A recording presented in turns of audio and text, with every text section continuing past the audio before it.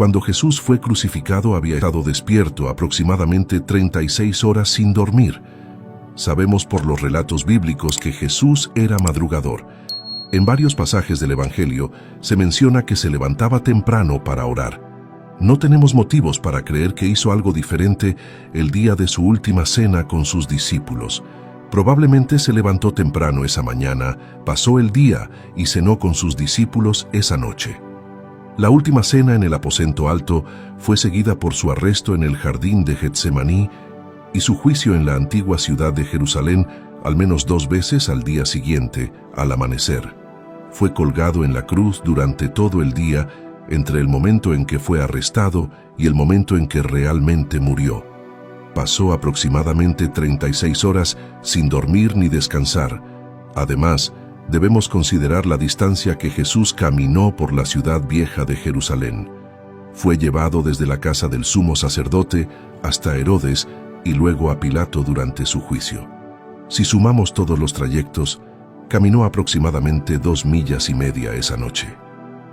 Lo mejor que podemos determinar por los relatos históricos es que Jesús llevó su cruz alrededor de 1/3 de milla antes de colapsar y no poder soportarla más. Estos son esfuerzos físicos significativos que generan estrés en una persona. Ahora, hablemos de un fenómeno llamado hematidrosis. La hematidrosis es una enfermedad médica muy rara que se ha reportado entre 12 y 14 veces en la literatura médica mundial. Se observa solo en personas que están sometidas a un tremendo estrés y agonía. En este fenómeno, una persona realmente exuda sangre de cada glándula sudorípara de su cuerpo.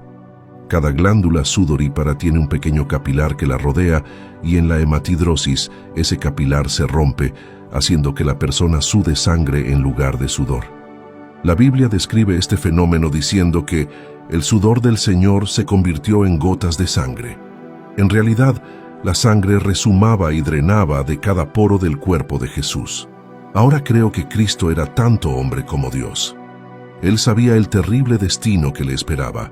Él comprendía la tarea que había venido a realizar en esta tierra y la misión que debía cumplir.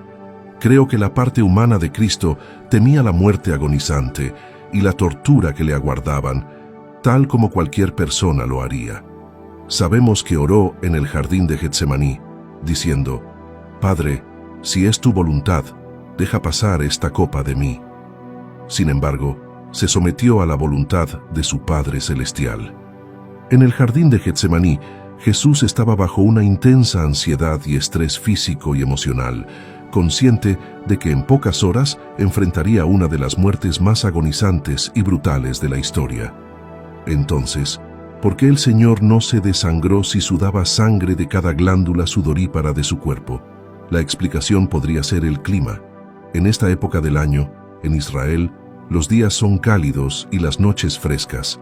Es posible que el aire fresco de la noche haya provocado que la piel sudorosa y ensangrentada de Jesús se enfriara, lo que hizo que los capilares se contrajeran y la pérdida de sangre se minimizara. Es importante considerar que, cuando los soldados se llevaron a Jesús del jardín de Getsemaní, es probable que su cuerpo estuviera cubierto de una mezcla de sudor y sangre. Imagino que esta imagen sería impactante. Ahora, hablemos sobre los azotes. Los azotes eran una forma de tortura terrible que los ciudadanos romanos no podían recibir. Solo se aplicaban a esclavos y criminales.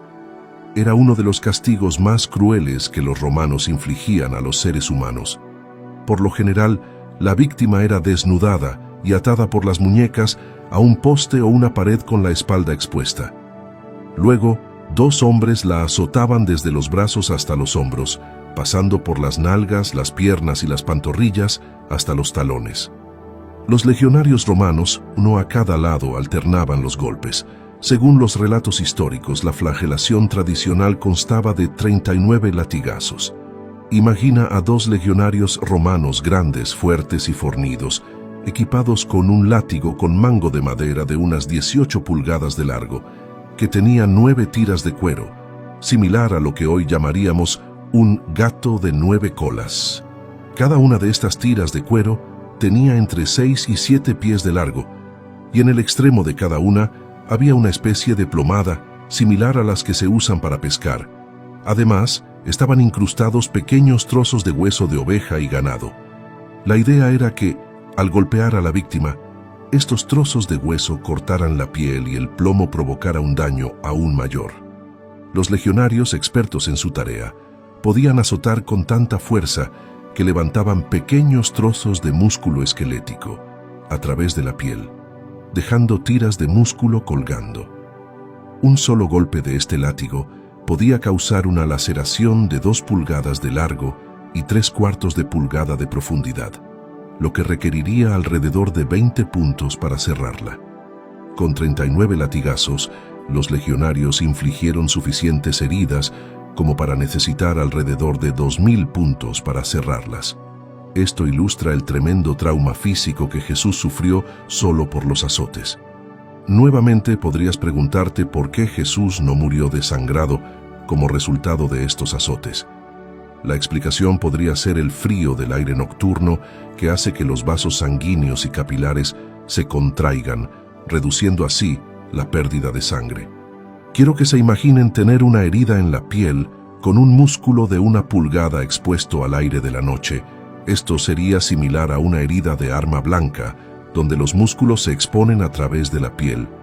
El propósito de los azotes era que la víctima, colgada en la cruz bajo el calor del día, fuera atacada por pájaros que podrían posarse sobre ella, picotearla y tirar de estos trozos de músculo como un petirrojo que intenta sacar un gusano de la tierra. Frecuentemente, el tiempo que una persona sobrevivía en la cruz durante una crucifixión estaba determinado por cuán severamente había sido azotada. A veces, golpeaban a un hombre casi hasta matarlo antes de ponerlo en la cruz, y solo vivía unas pocas horas. La mayor parte del tiempo, aunque la flagelación tenía como objetivo la humillación y la vergüenza pública, era un método de tortura tan inhumano que sabemos que Jesús fue golpeado en la cara y en la cabeza mientras se burlaban de él. Con toda confianza, puedo decirles que en el momento en que Jesús fue crucificado después de sus azotes, es casi seguro que sus 2 ojos estaban cerrados debido al hinchazón, y sin duda, su nariz estaba derramando sangre. Si Jesús fue atado, sostenido y golpeado en la cara por los fuertes legionarios, no creo que haya ninguna duda de que sus labios estaban hechos jirones como papel y algunos de sus dientes se soltaron o incluso fueron derribados. Podrían preguntar si los huesos de su mandíbula estaban rotos. Normalmente lo estarían, pero no en el caso de Jesús. Y te diré por qué. Durante las pruebas y la humillación de Jesús, también sabemos que una multitud de espinas fueron colocadas en su cabeza. Estoy seguro de que algunos de ustedes han estado en Israel y han visto estas espinas. Miden aproximadamente 1 pulgada y son tan afiladas como un picahielo. La costumbre era tomar una caña pequeña de 3 o 4 pies de largo y golpear las espinas en la parte superior de la cabeza de la víctima para clavarlas en el cráneo. Esas espinas, colocadas sobre la cabeza de alguien y luego golpeadas con una caña, eran lo suficientemente duras como para penetrar la tabla exterior o el hueso exterior del cráneo. Imaginen el sangrado de 300 o 400 heridas punzantes en el cuero cabelludo y alrededor de la frente debido a estas espinas. Así que, antes de que Jesús diga que la crucifixión comienza, su rostro había sido golpeado hasta convertirlo en pulpa. Sin duda sus ojos estaban hinchados, cerrados, su nariz está ensangrentada, y les recuerdo que cada porción de piel está mojada y resuma sangre, cada superficie visible en el buen Señor Jesús. Estoy seguro de que estaba cubierto de sangre seca, como un pastel, su espalda entre sus brazos, sus nalgas y la parte posterior de sus piernas estaban literalmente destrozadas por los azotes. Esta era la forma en que Jesús estaba antes de que le dieran su cruz y se dirigiera al Calvario. No es una de las cosas con las que discrepo de los agnósticos a quienes he escuchado debatir esto. No creo que el Señor haya muerto por shock o por pérdida de sangre. No hay nada de lo que Jesús dijo en la cruz, nada en la descripción de la crucifixión en cualquiera de los evangelios, que nos dé una idea de que Jesús estaba en shock antes de morir. ¿Cómo sé que cuando alguien recibe un disparo o es atropellado por un automóvil, no está sentado y hablando contigo? Sus ojos están vidriosos, el color es pálido, su presión arterial es de aproximadamente 60 sobre nada y apenas están conscientes. Si es que están conscientes, ves, Jesús nunca perdió el conocimiento. No hay nada en la descripción de sus pruebas, sus azotes o su tiempo en la cruz que nos diga que era incoherente mentalmente o perdió el conocimiento. Y algo más, un estrés físico. Todo lo que la Biblia nos dice sobre la vida de Jesús es que él era un hombre sano de unos 30 años que vivió una vida difícil, no tenía una casa, probablemente dormía afuera y caminaba a todos lados. Probablemente era, como diríamos, tan duro como un nudo de pino. Creo que Jesús era un joven vigoroso, muy fuerte y corpulento esencialmente, y que no había nada débil o insignificante en él desde un punto de vista médico antes de la crucifixión en cuanto a estrés emocional. No creo que Jesús haya tenido ningún tipo de crisis nerviosa. Ciertamente, estaba bajo estrés en el jardín de Getsemaní, pero nada de lo que dijo en la cruz dio indicación alguna de que se estuviera descompensando mentalmente, incluso durante sus horas más graves en la cruz. También escuché debates sobre la arritmia cardíaca como causa de la muerte de Jesús. Cuando las personas entran en arritmia cardíaca, ya sea taquicardia ventricular u otro tipo, una de las primeras cosas que sucede es que el corazón, aunque late rápido o de manera irregular, no funciona bien como una bomba. Cuando el corazón no funciona bien, la presión arterial baja y se pierde el conocimiento. Nuevamente, en ninguna parte de los evangelios tenemos un relato donde Jesús alguna vez haya perdido el conocimiento hasta su muerte. Hablemos de la cruz por un momento. Sabemos por los corintios en la historia romana que las cruces generalmente estaban en dos partes. Primero, según relatos históricos confiables, se estima que el travesaño pesaba entre 125 y 150 libras. Tenía que ser aproximadamente del tamaño de una traviesa. Muchos de nosotros hemos apilado o usado traviesas en algún momento, o ciertamente hemos visto cómo se ven en las vías del ferrocarril. Quiero recordarles que se trataba de una pieza de madera tosca, sin planificar y sin terminar, con astillas, púas y lugares ásperos tal como esperarías ver en una traviesa de ferrocarril. Cuando la víctima había sido condenada y el juicio final había tenido lugar para maximizar la vergüenza y el sufrimiento, la costumbre era atar el travesaño a la víctima y hacer que lo llevara por la ciudad desde su punto de condena hasta su punto de ejecución.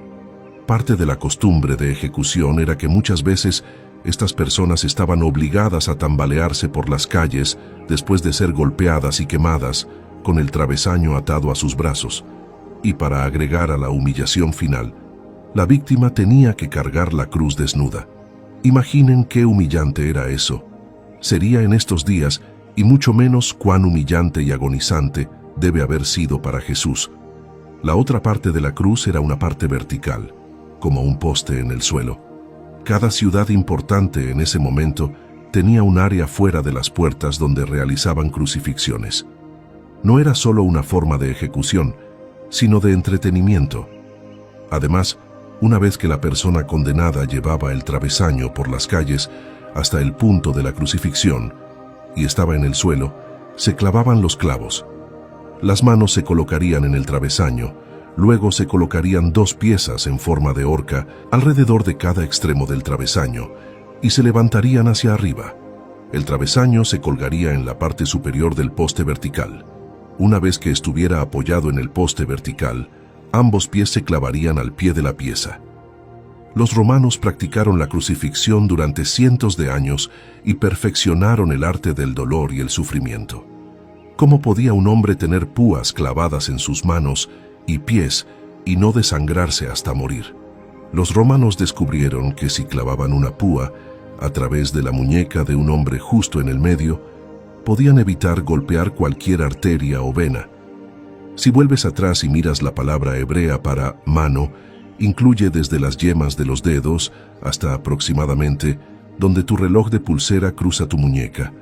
Entonces la mano no necesariamente significa la palma, Podrían clavar una púa en la palma de un hombre y colgarlo de ella sin sacarla entre sus dedos. Es un hecho médico aceptable que el músculo de la palma no es lo suficientemente fuerte como para soportar el peso del cuerpo. Para poder clavar púas a través de las manos del Señor, tuvieron que atravesarlas por la muñeca. Hay un ligamento fuerte llamado ligamento transcarpiano, que es lo suficientemente fuerte como para soportar el peso del cuerpo. Los romanos descubrieron que si clavaban la púa justo donde estaba el pliegue en la muñeca, no dañarían la arteria radial, que es la arteria que la gente corta cuando intenta suicidarse cortándose la muñeca. También evitarían la arteria cubital en el lado del dedo meñique. En lugar de eso, el clavo pasaría a través del nervio más grande de la mano, llamado nervio mediano. Si alguna vez has tenido el síndrome del túnel carpiano, sabes lo incómodo que puede ser cualquier inflamación e irritación en ese nervio. Cuando se secciona el nervio mediano, se siente como si tuvieras un cable eléctrico pegado a la muñeca, con una descarga eléctrica constante atravesando la mano y haciendo que los dedos se entumezcan. En esencia, los romanos idearon una forma de atravesar la mano de un hombre sin perder ni una gota de sangre, mientras maximizaban la cantidad de dolor y sufrimiento que podía soportar. Los romanos aplicaron el mismo principio a los pies. Calculaban dónde podían clavar un clavo a través de ambos pies de un hombre sin causar una pérdida de sangre que llevaría a la muerte de la víctima. La punta se habría colocado entre el primer y segundo metatarsiano, evitando la arteria dorsal. Nuevamente, clavaron la punta a través de los pies sin causar pérdida de sangre. Esta punta no alcanzaba la arteria, pero sí golpeaba los nervios plantares, causando la misma horrible sensación de shock. Ahora hablemos de Jesús colgado en la cruz. Cuando está colgado de sus brazos, el peso de su cuerpo se hunde hacia abajo. Su diafragma funciona como un fuelle. Cuando cae hacia el abdomen, aspira aire. Para alguien colgado en la cruz, no había dificultad para introducir aire en sus pulmones. Lo más difícil era exhalar. Para exhalar tenían que tirar de las púas con las manos y empujar hacia arriba con los pies. Imagina a Jesús colgado en la cruz, probablemente desnudo frente a toda la ciudad de Jerusalén. Su espalda estaba hecha jirones, lacerada y acribillada. Cada vez que respiraba, su espalda se rozaba contra las astillas y las protuberancias ásperas que sobresalían de la cruz. Cada vez que exhalaba o hablaba, tenía que levantarse con los brazos y empujar hacia arriba con las piernas. Por eso, cada palabra que Jesús habló en la cruz fue pronunciada mientras luchaba contra los clavos y el dolor de su espalda rozando la cruz. Cada palabra que salió de su boca fue un sacrificio, y por eso cada palabra que dijo es tan preciosa para mí. Sé cuánto le costó y cuánto dolor sintió. Cada vez que pienso en esto, me recuerda cómo murió por nosotros y cómo cada palabra le causaba dolor, y cómo sufrió solo para darnos esas palabras que pronunció. Dijo, «He aquí a tu hijo», y luego dijo, «He aquí a tu madre». Mira a Jesús. Sabía que había completado su obra y había hecho todo lo que había venido a hacer en este mundo. Finalmente, cuando había hecho todo eso, dijo, «Está terminado». Y cuando dijo que estaba terminado, esa fue la última vez que se detuvo con las manos y empujó hacia arriba con sus pies, arrastrando su espalda sobre la cruz mientras colgaba desnudo ante la ciudad de Jerusalén, en total vergüenza y humillación, condenado y torturado por algo de lo que no era culpable. Si retrocedemos y miramos los relatos históricos, encontraremos que algunas personas realmente sobrevivieron en la cruz crucificada durante hasta 6 días. Imagina a un hombre colgado en una cruz afuera de las puertas de una ciudad, con los pájaros picoteando en sus ojos y posándose sobre su cabeza mientras cuelga allí desnudo, como un espectáculo para toda la ciudad. Ese era el punto de todo esto. Era parte de la vergüenza y la humillación que un hombre colgara allí para que la gente pudiera venir por un día o dos y burlarse, gritar acusaciones y blasfemias. La crucifixión nunca tuvo la intención de matar a alguien. Solo tenía la intención de hacer que un ser humano sufriera tanto como fuera posible antes de matarlo. Pero no creo que Jesús muriera por asfixia o agotamiento. Cuando se cansaban de ver esta agonía y sufrimiento, o cuando tenían algo mejor que hacer, tomaban una lanza y la balanceaban como un bate, golpeando a la víctima en las espinillas para rompérselas. Con la espinilla rota, la víctima ya no podía levantarse para respirar y se asfixiaba en unos 4 a 6 minutos. ¿Por qué no le rompieron las piernas a Jesús? Si volvemos al Salmo 34, dice que ni un hueso de su cuerpo se rompió. Por eso, el centurión romano no le rompió las piernas, porque la Biblia dice que no se rompió ni un hueso de su cuerpo. Y eso fue totalmente inusual en la crucifixión, porque así es como las víctimas de la crucifixión morían cuando se cansaban de ellas y se aburrían de la situación. Pero Jesús ya estaba muerto. Volvamos al capítulo 19 de Juan y veamos qué pasó. Cuando fueron al primer ladrón, el centurión romano le rompió las piernas. Lo mismo sucedió cuando fueron al segundo ladrón. Pero cuando el centurión fue a Jesús, la Biblia dice que ya estaba muerto. ¿Por qué un hombre joven y sano estaría muerto después de estar en la cruz durante 6 horas? No hay absolutamente ninguna explicación médica para ello. El Señor no debería haber estado muerto. Debería haber estado vivo, al igual que los otros dos. No fue golpeado hasta el punto de morir. Su pérdida de sangre fue mínima, y sabemos que no estaba en shock porque todo lo que nos dijo desde la cruz tenía sentido. Identificó a su madre parada a cierta distancia del pie de la cruz. Pudo ver lo suficiente para identificarla y también identificó a uno de los discípulos. Todo lo que dijo fue coherente. No estaba loco ni sufriendo un ataque de nervios. Ni siquiera estaba en shock por la pérdida de sangre. El Señor estaba perfectamente cuerdo hasta el momento en que murió. La lanza que atravesó el costado del Señor tampoco fue la causa de su muerte. Cuando el centurión vio que Jesús estaba muerto, le clavó la lanza a un lado. La Biblia dice en Zacarías que mirarán al que traspasaron. Esta fue una profecía bíblica cumplida. Los centuriones romanos eran asesinos entrenados y se les enseñaba cómo infligir golpes mortales que podrían quitarle la vida a un hombre en cuestión de segundos. Una persona puede recibir un disparo en el lado izquierdo del corazón y probablemente camina hasta el hospital. Pero si te apuñalan o te disparan en el lado derecho del corazón, donde se encuentran la vena cava inferior y superior, estás inconsciente y casi muerto en unos 20 o 30 segundos. Este Jesús, hinchado, sin duda fue atravesado desde el lado derecho a través del pulmón derecho hasta el corazón y la columna vertebral. Habría penetrado en algún lugar entre el 7º y 8º espacio intercostal, probablemente a la derecha. La Biblia dice que la sangre y el agua salieron del costado de Jesús después de que la lanza fue clavada.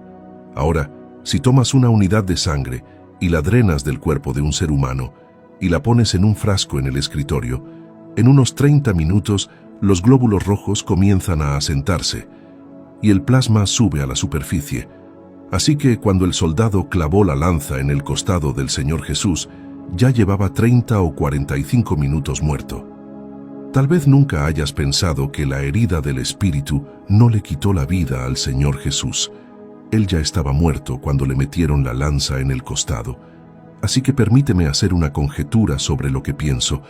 Creo que hay una descripción muy precisa de la crucifixión en la Biblia y hay muy buena evidencia médica que se puede extraer de esa descripción que nos dice que el Señor no murió de la manera en que mueren la mayoría de las víctimas de la crucifixión. Cuando el centurión romano fue hacia él para romperle las piernas, ya estaba muerto. No podía romperle las piernas porque la Biblia decía en los Salmos que ni un hueso de su cuerpo sería quebrado. ¿Por qué entonces el soldado le clavaría la lanza en el costado? Zacarías nos dijo cientos de años antes que miraríamos al que habíamos traspasado, y lo que salió fue sangre y agua. Creo que hay suficiente evidencia médica allí de que el Señor había muerto al menos media hora o una hora antes. ¿Y qué le quitó la vida al Señor? Ningún hombre lo hizo, ningún centurión romano, ninguna cruz le quitó la vida a Jesús. Él fue capaz de hacer algo que nunca hemos visto en otro ser humano. Dio su vida cuando estuvo terminada y en voz alta se rindió. Jesús dio su vida. La razón por la que mi Padre me ama es que doy mi vida solo para tomarla de nuevo. Mira, nadie me la quita, pero la entrego por mi propia voluntad. Tengo autoridad para entregarla y autoridad para retomarla. Este mandato lo recibí de mi Padre en Juan 10, 17, 18. Estoy profundamente bendecido porque nuestro Señor vence la muerte y la vida. Amén, amigos míos. A través de este video, espero revelar algunas cosas que nos harán meditar sobre el sufrimiento real que Jesús experimentó en las últimas horas de su vida. Traté de presentar mis conclusiones sobre la muerte de Jesús basadas en investigaciones médicas realizadas por médicos traumatólogos con experiencia y en mi comprensión de las Escrituras. Es posible que hayas pensado o no en algunas de las cosas que he señalado, pero espero haber compartido algunas cosas contigo que harán que la vida y la muerte de tu Salvador sean un poco más preciosas. Gracias por mirar y escuchar. Espero que hayas disfrutado este mensaje. Si fue así, recuerda darle me gusta, compartirlo y suscribirte nuevamente. Hasta la próxima. Que Dios los bendiga a ustedes y a sus familias. Gracias.